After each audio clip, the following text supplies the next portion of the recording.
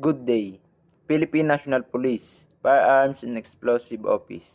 The Civil Security Group or CSG is the main regulatory office of the Philippine National Police that exercise administrative and operational control over the firearms, explosive and private security industries.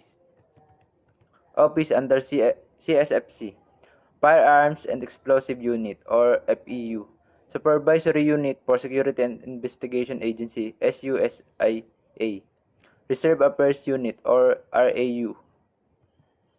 Integrated Constabulary Home Defense Force ICHDF. Regional Civil Security Force District RCSFDS. Firearms and Explosive Office.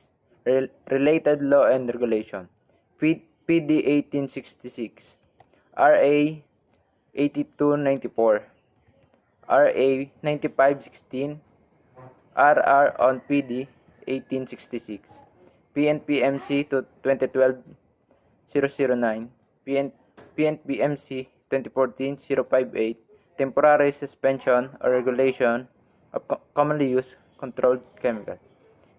Green Chemical, List of Temporary Permits with MCRs.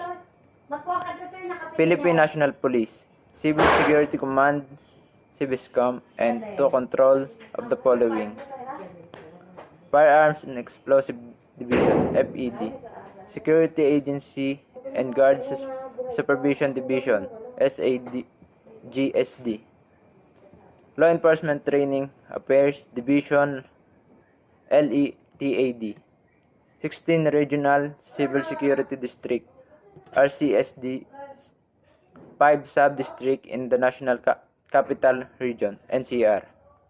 1996, Civiscom was renamed as the Civil Security Group.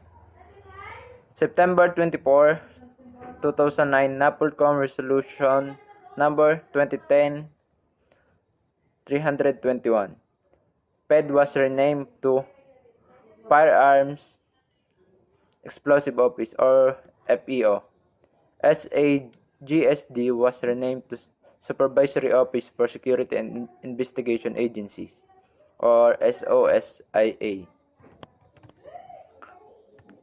Frontline service offered for Juridical Section Firearms and Licensing Division, LTOPF, License to Own and Possess Firearms. RLTOPF, Renewal, License to Own, Possess Firearms. LGU, Local Government Unit. PSA, Private Security Agency. CSU, Company Security Unit. GOCC, Government Owned Controlled Corporation. NGA, National Government Agency. Vision of Firearms and Explosive Office. Firearms and Explosive Office or FEO shall be highly capable, effective, and credible firearms and explosive regulatory body contributing towards a secure, orderly, and safe environment. Mission: to administer, enforce, and implement the firearms and explosive law, rules, and regulations. Thank you.